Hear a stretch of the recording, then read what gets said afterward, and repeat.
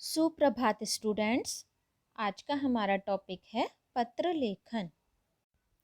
तो पत्र लेखन का प्राचीन काल से ही मानव जीवन में महत्वपूर्ण स्थान रहा है।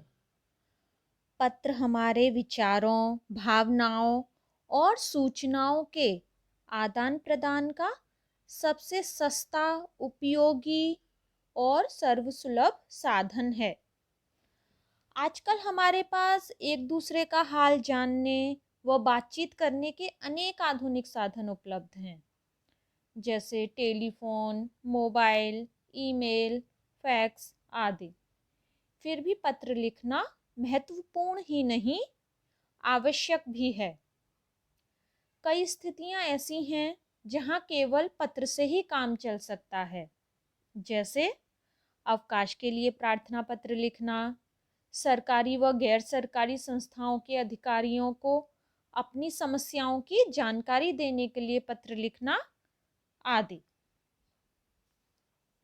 तो आज हम पत्र लेखन में सबसे पहले सीखेंगे पत्र लिखते समय हमें किन बातों का ध्यान रखना चाहिए। सबसे पहले भाषा।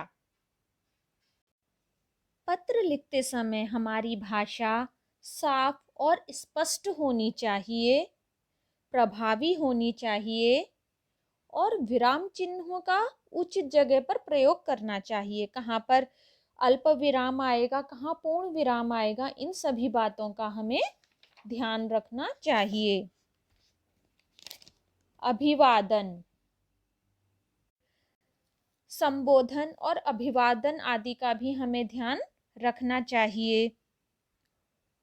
नाम, पत्र पर भेजने वाले का नाम, पता, तिथि अवश्य होने चाहिए। औपचारिक पत्रों में अभिवादन नहीं होता। औपचारिक पत्रों में हमें विषय अवश्य लिखना चाहिए, उससे पत्र प्रभावी लगता है। तो इन सभी छोटी छोटी बातों का यदि हम ध्यान रखेंगे तो हमारे सामने हमारा एक अच्छा पत्र लिखकर तैयार हो जाएगा। इन बातों को ध्यान में रखते हुए हम यदि पत्र लिखेंगे तो। इसके बाद में हम आते हैं पत्र के अंग पर। पत्र के 3 अंग हैं, जैसे प्रारंभ, यानी कि प्रारंभ हम कैसे करते हैं, पते के साथ, एड्रेस के साथ, है ना। तो पते से लेके अभिवादन तक, ठीक है। उसके बाद में मध्य, यानी मूल विषय की प्रस्तुति, जो हमारा मूल विषय है जिसके लिए हमने पत्र लिखा है। और अंत धन्यवाद तथा प्रेषक का नाम, पता। अंत हम कैसे करते हैं, पत्र का समापन अपना नाम और पता लिखकर।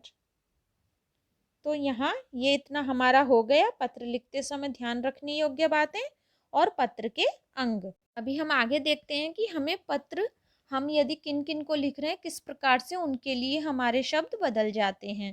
जैसे छोटों को, जैसा हमने अभी पढ़ा था, प्रिय, चिरंजीवी, चिरंजीवन, आयुष्मान संबोधन के लिए। और अभिवादन के लिए बहुत बहुत स्नेह, सुखी रहो, प्रसन्न रहो, शुभाशीर्वाद। और जब हम उसका समापन करेंगे पत्र का, तो शुभ चिंतक, शुभेच्छु, हितैषी, शुभाकांक्षी, ये सभी लिखेंगे। और यदि हम पत्र बड़ों को लिख रहे हैं तो उनके संबोधन के लिए आदरणीय, पूजनीय, माननीय, श्रद्धेय, सादर। और अभिवादन के लिए सादर प्रणाम, चरण स्पर्श। और समापन में जैसे आपका आज्ञाकारी पुत्र, पुत्री, भाई, बहन आदि। और यदि हम बराबर वालों को लिख रहे हैं तो मित्रवर और प्रिय करके हम उनको संबोधित करेंगे। और अभिवादन में सप्रेम नमस्ते या नमस्कार। और जब हम पत्र का अंत करेंगे, समापन करेंगे, तो तुम्हारा हितैषी या शुभाभिलाषी आदि। और यदि हम अपरिचित को या व्यावसायिक पत्र लिख रहे हैं तो उसमें हम क्या लिखेंगे, मान्यवर, महोदय, श्रीमान, माननीय, इनसे संबोधित करेंगे। और अभिवादन, जो हमारे औपचारिक पत्र होते हैं उनमें अभिवादन नहीं होता है, ज्यादातर अभिवादन नहीं होता है। और जब हम उसका समापन करेंगे तो उसमें लिखेंगे प्रार्थी, भवदीय या भवदीया और विनीत आदि। देखिए, इसके बाद हम आते हैं पत्र के प्रकार पर। पत्र के मुख्यतः दो रूप होते हैं, अनौपचारिक और औपचारिक। अनौपचारिक पत्र वे होते हैं जो अपने मित्र तथा परिवार के किसी भी व्यक्ति जो परिचित हैं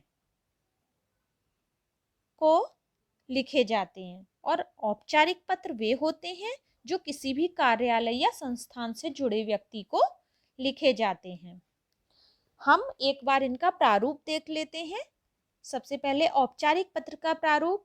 सबसे पहले आता है भेजने वाले का पता, उसके बाद भेजने की तिथि, जिस दिन हमने पत्र भेजा है, लिखा है, और पत्र पाने वाले का पद और पता। उसके बाद विषय, फिर संबोधन, अपना परिचय देंगे, और विषय विस्तार में जिसके लिए आपने पत्र लिखा है उस बात का विवरण देंगे। उसके बाद समापन, अंत करेंगे पत्र का, और अंत में पत्र भेजने वाले का नाम।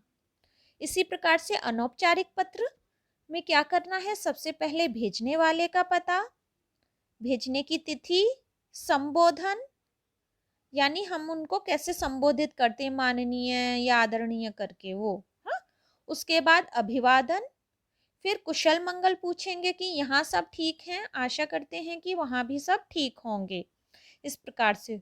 उसके बाद विषय विस्तार, जिस विषय के लिए आपने पत्र लिखा है, समापन, और संबंध। संबंध कैसे बताएंगे, जैसे आपका आज्ञाकारी पुत्र या तुम्हारी प्रिय सहेली, जो भी है वो हम लिखेंगे, और अंत में पत्र भेजने वाले का नाम, अपना नाम। तो इस तरीके से हमारे औपचारिक और अनौपचारिक पत्र का प्रारूप हो गया है। ये मैं आपको भेजूंगी, आप नोटबुक में लिख लीजिए, और एक औपचारिक और एक अनौपचारिक पत्र में आपको भेजूंगी, जिससे आपको समझ आएगा कि हम किस तरीके से पत्र लिखेंगे। धन्यवाद।